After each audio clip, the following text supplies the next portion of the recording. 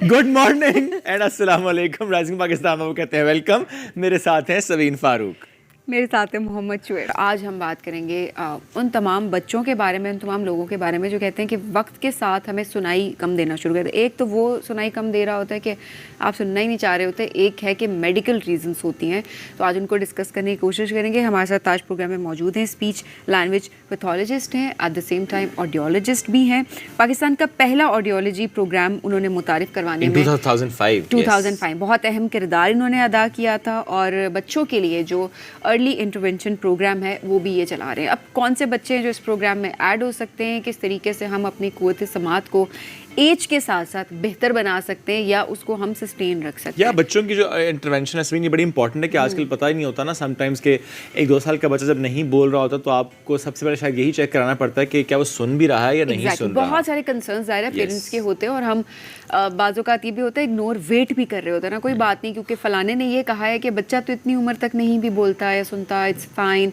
But ऐसे कौन से सिम्टम्स हैं जिनको नोटिस करना चाहिए फ़ौरन से और उसी लिहाज से उस पर एक्सपर्ट को जो है वो दिखाना चाहिए। तो आपकी मुलाकात करवाते हैं प्रोफेसर डॉक्टर मुनीर अहमद साहब से। अस्सलाम वालेकुम डॉक्टर साहब, कैसे हैं आप?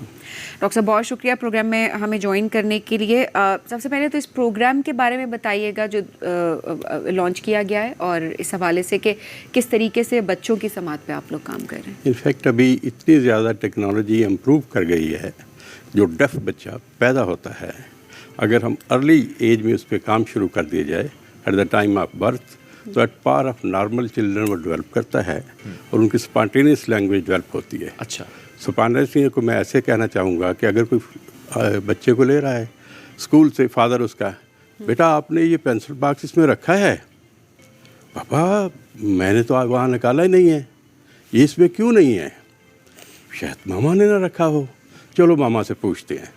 इस तरह की लैंग्वेज डेफ में अगर डेवलप होगी तो फिर तो हम ठीक काम कर रहे हैं।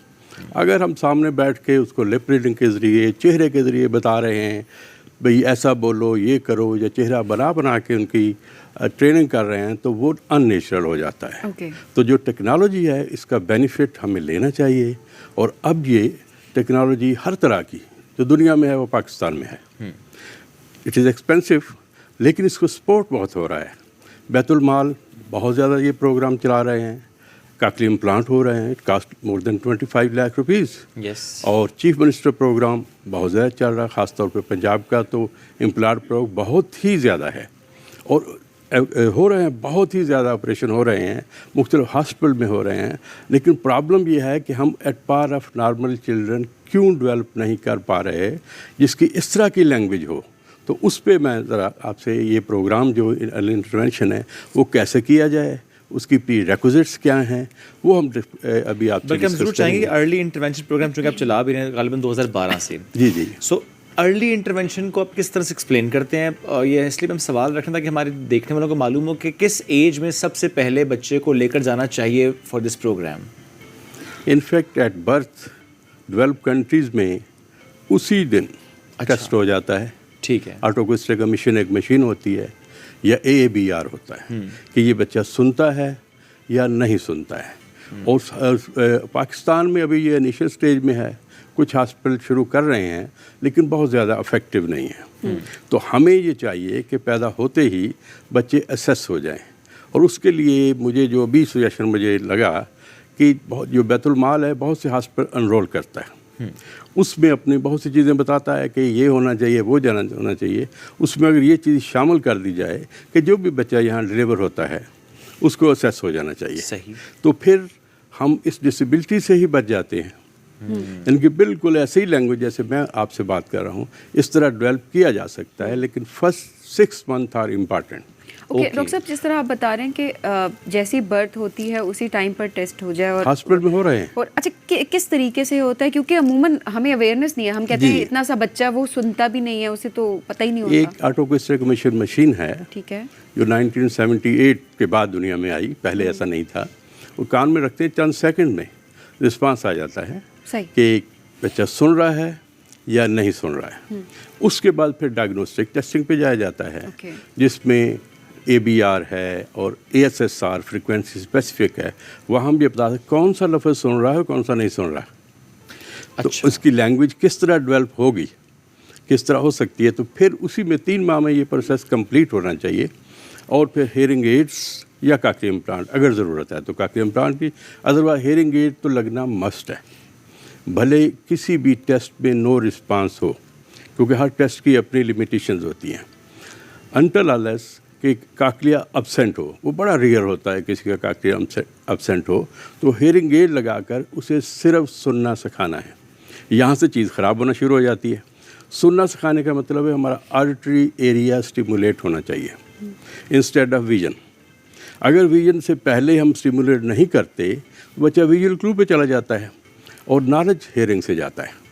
तो जब वो विजुअल क्लू पे चला जाए उसको वापस लाना मुश्किल होता है, इसलिए ये बहुत जल्दी शुरू होना चाहिए। और 6 मंथ के बाद ये ट्रेनिंग शुरू हो जानी चाहिए। ख्याल रहे कि कोई उसे बोलना ना सिखाए, को मुंह दिखाकर अल्फाज की नकल करना ना सिखाए, सिर्फ उनको सुनना सिखाना, जैसे नेचर सिखाती है। हम लोग कैसे सीखते हैं? हमारे इर्द गिर्द बहुत से लोग बातें कर रहे होते हैं, फुल सेंटेंस में बात कर रहे होते हैं, हमारा ब्रेन उसे गैदर करता जाता है, सुनता जाता है, उसमें लैंग्वेज, रिच लैंग्वेज आती है। लेट्स से कि मदर की आवाज़ आती है, उसे सब कुछ समझ आता है, मेरी मदर की फेस कैसा होगा, इसकी शक्ल कैसी है, वे प्यार कैसी बेइज्जत करती है। इंस्टेड ऑफ जो दूसरी फैमिली, दूसरी कोई भी लेडी होगी, वो उससे वो रैपर डेवलप नहीं होती। तो ये लैंग्वेज की रिचनेस शुरू से ही आना शुरू हो जाती है। तो अर्ली और 1 साल के अंदर ब्रेन में जो आर्टरी कनेक्शंस हैं वो तकरीबन मिल जाते हैं। अगर हमारा पहला साल गुजर गया, वो कनेक्शन नहीं बने तो लेट हो गए, और 3.5 साल की उम्र के बाद वो जो है दोबारा उसमें ख़राबी आना शुरू हो जाती है और विजन डेवलप हो जाती है। हमारा ऑडिटरी एरिया विजन की हेल्प करना शुरू कर देता है। तो यहाँ से फिर हम कहें कि अगर 3.5 साल के बाद हमने कॉक्लियर इम्प्लांट भी कर लिया, सब कुछ कर लिया, उसकी स्पॉन्टेनियस लैंग्वेज डेवलप नहीं होती। तो ये सबको समझना है कि अभी हमारे मुख्तलिफ प्रोग्राम 5 साल की उम्र तक रखे हैं, इनको नीचे आना चाहिए। 3.5 साल आना चाहिए, और उसकी पहले जो ट्रेनिंग हो रही है वो इम्पॉर्टेंट है। Instead of visual crew it must be on hearing. ये हमारे स्पीच थेरेपिस्ट का रोल है, और अगर कोई स्पीच थेरेपिस्ट ऐसा नहीं करता, वो स्पीच थेरेपिस्ट नहीं है हेयरिंग का।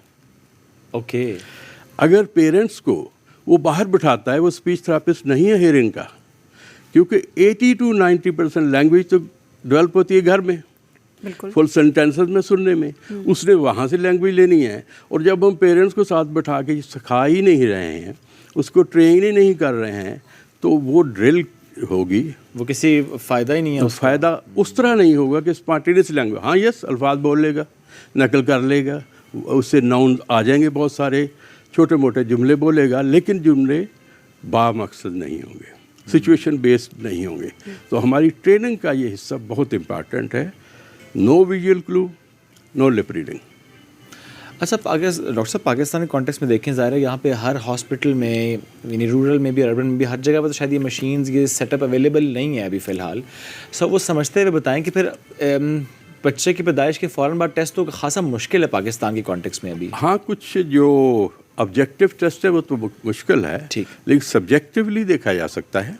कि जब भी दरवाज़ा बंद होता है, वालदा जो है वो कोई बात करती है, कुछ लेट्स से कि कोई डॉग बार्किंग हो रही है, कुत्ते की आवाज़ आ रही है, उससे बच्चा जो है चौंक जाता है, या ऊंची आवाज़ कोई आ जाती है, बाहर को हारन बज जाता है, तो मदर को आम तौर पे अंदाज़ा हो जाता है सही इशू क्या है। हमारे सराउंडिंग के लोग कहते हैं भाई फ़लाँ भी ऐसा ही था, वो बाद में ठीक था, तो वो उनको टेस्ट के लिए नहीं लेके जाते। जब वो टेस्ट के लिए नहीं जाते, चीज़ें यहाँ से बिगड़ना शुरू हो जाती। ये बड़ा दुरुस्त आपने कहा कि अक्सर ये होता है कि कहते हैं कि कोई बात नहीं, कुछ बच्चे 1 साल में चलते हैं, कुछ बच्चे थोड़ा देर से चलते हैं, इसी तरह कुछ बच्चे 1.5-2 साल में बोलते हैं, कुछ तरह देर से बोलते हैं। और फिर एग्जांपल्स ये भी होती है ना कि फलाने का बच्चा, फैमिली में कंपैरिजंस भी शुरू कर देते हैं। बिल्कुल एक्सपर्ट्स के पास नहीं जाते, और फिर जब जाते हैं तब तक देर हो चुकी होती है, बहुत देर हो चुकी होती है, और वो देर कभी वापस नहीं आती। मैं बात कर रहा हूँ परफाउंड डेफ की, जो बहरे पैदा होते हैं। हाँ, जिनकी कुछ सुनाई होती है, कुछ डेवलप हो रही होती है, कुछ नहीं हो रही होती, लेकिन अगर उनकी जो कुछ मामूली सी सुनाई भी कमज़ोर हो तो उनको हेयरिंग एड्स लग जाने चाहिए। और फिर कॉक्लियर इम्प्लांट का फ़ैसला हेयरिंग एड की परफॉर्मेंस के बाद होता है। हमारा ये होता है कि इस टेस्ट कराया, सुनाई नहीं, कॉक्लियर इम्प्लांट करो। भाई क्यों करा लो? ये तो वेंडर फिर आपको कन्विंस कर रहा है ना। स्टैंडर्ड प्रोसीजर क्या है? आप हेयरिंग एड लगाएंगे, उनकी सिर्फ सुनाई की तरबियत होगी, बोलना कोई नहीं सिखाएगा। उस सुनाई की तरबियत का बेस बनाकर ये क्या सुन लेता है और क्या नहीं सुन लेता, उसकी हर वर्ड्स को असेस करने के बाद फिर फैसला होता है कि इसका काकरी इम्प्लांट होना चाहिए, इसका नहीं होना चाहिए। ये रफली बहुत से लोग एप्लीकेशन देते हैं बैतुल माल में, उसमें उनका अप्रूव हो जाता है। 5-6 साल में वो जाते हैं, उम्र गुजरी हुई होती है, पेरेंट्स इसके लिए ट्रेन नहीं होते। इसका तरीका ये होना चाहिए कि बच्चे इनरोल हो किसी जगह 2 से 3 माह के लिए, हेयरिंग एड लगा हो, ट्रेनिंग हो रही हो, बच्चे को अपने कान पे किसी चीज़ को रखना आ जाए। और आवाज़ ऐसी खूबसूरत चीज़ है कि बच्चा आला नहीं उतारता, लेकिन यहाँ कंप्लेन है कि बच्चा आला पहनता नहीं है, इसलिए कि आप उसको सुनना नहीं सिखाते, आप उसको बोलना सिखाते हैं। दूसरी बात ये कि कुदरत किसी को ऐसा नहीं पैदा कर दी, वेरी रेयर, जिसकी सुनाई ना हो। कुछ ना कुछ फ्रिक्वेंसी होती है, सिर्फ हमें ये चीज़ समझना है कि हमने सुनने पे काम करना है, बोलने पे नहीं करना है। अच्छा, आपने कहा कि ये फ्रिक्वेंसी, थोड़ा बस एक्सप्लेन करें कि क्या क्या इश्यूज होते हैं बच्चों के साथ, जिस तरह कॉकलियर इम्प्लांट वाली बात आप कर रहे हैं, कुछ है कि कुछ लफ्ज़ सुनता है, कुछ नहीं सुन रहा होगा, फ्रिक्वेंसी की बात आप करें, क्या क्या इश्यूज हो सकते हैं, ताकि हम ज़रा डायग्नोस करते हुए इस बात का ख्याल भी करें कि अच्छा ये भी इशू हो सकता है, ये भी हो सकता है और ये भी हो सकता है। अगर तो हम सिंपल हेयरिंग की बात करें तो उनकी हमारे अल्फाज डिफरेंट फ्रिक्वेंसीज पे हैं। मसलन जो वावल्स हैं हम लो फ्रिक्वेंसी पे ज़्यादातर सुनते हैं, ठीक है। जो कंसोनेंट हैं वो हम हाई फ्रिक्वेंसी पे सुनते हैं। कंसोनेंट अंडरस्टैंडिंग देते हैं, वावल स्ट्रेंथ ऑफ साउंड देते हैं। तो जहाँ हमें अंडरस्टैंडिंग में प्रॉब्लम, जैसे हमारे ओल्ड एज में हाई फ्रिक्वेंसी हेयरिंग लॉस हो जाता है, स्पेशली आर्म फोर्सेस वालों में, वो घर वाले कहते हैं जानबूझ के नहीं सुनता, मतलब की बात सुनता है, ऐसा कुछ नहीं है। उनके पास वो फ्रिक्वेंसी नहीं होती ठीक से जिस पे उसने सुनना है। अच्छा। हाँ, फिर कहते हैं जब इन्हें कोई खाने पीने का बताया जाए तो सुन लेते हैं। भाई इसलिए कि आउट ऑफ हम ब्रेन से सुनते हैं, कानों से नहीं सुनते, कान सिर्फ रास्ते हैं। हम हेयरिंग एड और काकी इम्प्लांट से रास्ता दुरुस्त कर रहे हैं। ब्रेन के लिए ट्रेनिंग चाहिए, विदाउट ट्रेनिंग हम लैंग्वेज नहीं सीख सकते। तो जितना रोल हेयरिंग एड और काकी इम्प्लांट का है, इससे ज़्यादा रोल उनको सुनना सिखाना है और स्पेशली पेरेंट्स को साथ बैठाकर ट्रेन करना है। हमारा काम एज ए स्पीच थेरापिस्ट ये है, बल्कि इसे आर्टरी वर्बल थेरापिस्ट कहते हैं, ये है कि आपने क्या करना है बच्चे के साथ, लाइफस्टाइल आपका क्या होगा। आपने एक एक अल्फाज नहीं सिखाना है। आपने ये नहीं बोलना बेटा बोलो मामा पापा, नहीं। तो ये तो हम आधी आवाम यही करती है बच्चों के साथ, यही बोलो मसला मामा। है, यहाँ से स्टार्ट हो जाता है। आपने ये करना है, मामा कहाँ गई है, ये शूज़ किसके, बाबा के हैं, ये बाबा को दे के आओ। हो ये तो आपने गलत जगह रख दिए हैं। इससे लैंग्वेज डेवलप होती है, क्योंकि हम सब लोग जुमलों से सीखते हैं, वर्ड से। हमारा मसला ये है कि हम वर्ड सिखाते हैं। यस। ब्रेन में पुश नहीं किया जा सकता। ब्रेन से वो खुद से पुल करना सीखे। पुल कैसे सीखेगा? जब उसके ब्रेन में सॉफ्टवेयर डेवलप होगा लैंग्वेज का। अगर हम लेट्स से कि 5 साल का बच्चा जब 6ठे साल में दाखिल होता है तो उस वक्त वो अराउंड 50 to 100 वर्ड नए बोल रहा होता है। अगर सॉफ्टवेयर नहीं है तो कैसे बोल लेगा? यस। और सॉफ्टवेयर हेयरिंग से होता है। तो हमें एम्फेसाइज हेयरिंग पे करना है। बोलना कुदरत सिखाती है। ओके। तो ये जो बच्चे हकलाते हैं डॉक्टर साहब, ये भी क्या यही वजह होती है कि कम सुन रहे होते हैं या नहीं, एक कान हकलाना का एक दूसरा मसला है। ठीक है। उसमें भी एक चीज़ को हमें थोड़ा समझना है। अर्ली इंटरवेंशन हकलाने वाले भी होती है, लेकिन कोई तकरीबन 2.5 साल और 3 साल के दरमियान में बच्चा नए नए अल्फाज बोलना शुरू कर देता है, लैंग्वेज उसकी डेवलप हो चुकी होती है, लेकिन वो उस वक़्त कुछ अल्फाज को रिपीट करता है, कुछ अल्फाज पे रुकता है, कुछ पे नहीं रुकता है। हम उस पर दुरुस्त करना शुरू कर देते हैं, वो उसका नेचुरल प्रोसेस है। इसे कहते हैं डायग्नोस्टिक थ्योरी ऑफ स्टटरिंग, कि वो जब हम उसको रोकना और दुरुस्त करना शुरू करते हैं, मज़ीद स्टटरिंग करना शुरू हो जाता है, क्योंकि वो प्रेशर आ जाता है ना, वो प्रेशर आ जाता है। उसको उस वक्त फ़ौरन उसकी थेरापी और सारे काम नहीं होने चाहिए।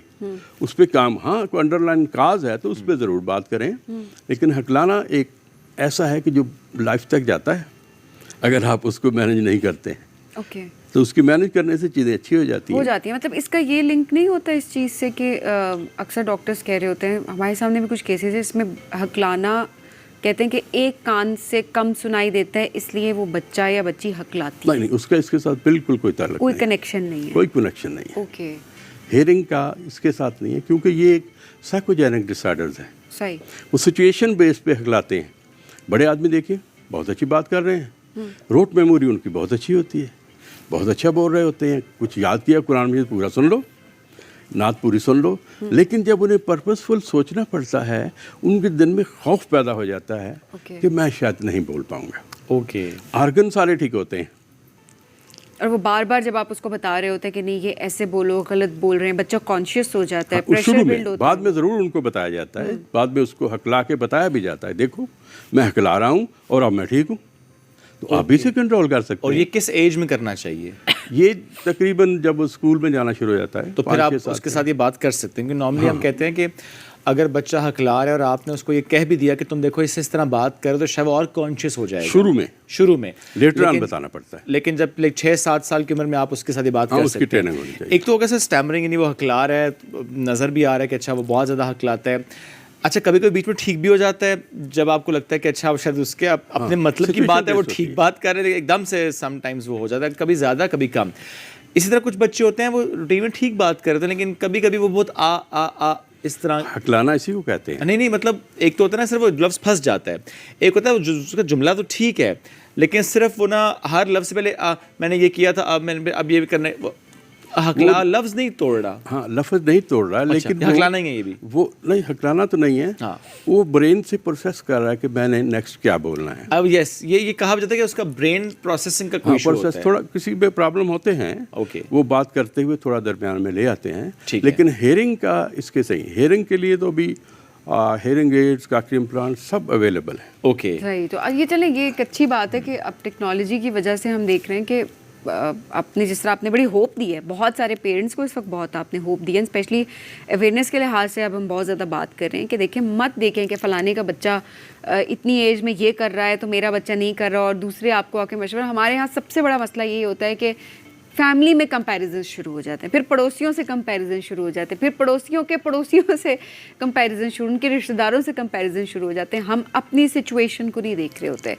तो बड़ा ज़रूरी है कि अपनी सिचुएशन को असेस करें और आपको अगर थोड़ा सा भी प्रॉब्लम दिख रहा है तो उसको अर्ली डायग्नोज करवाएं, डॉक्टर के पास जाएँ, आप एक्सपर्ट के पास जाएँ, सो दैट आपके बच्चे का वो इशू मैनेज हो सके। सर इसमें एक बात और भी हम ज़रूर जानना चाहेंगे आपसे, जब अर्ली इंटरवेंशन की ही हम बात करें, क्योंकि देखें अब जिस वक्त पैदा हुआ बच्चा उस वक्त तो आपने नहीं चेक कराया या नहीं चेक हुआ, सो 1.5-2 साल की उम्र में आपको लगता है कि एक एक्सेस हो जाना चाहिए किसी पैथोलॉजिस्ट के पास जाके, या क्या होना चाहिए?